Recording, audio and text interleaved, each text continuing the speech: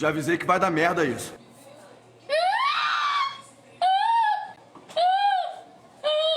Que show da Xuxa é esse?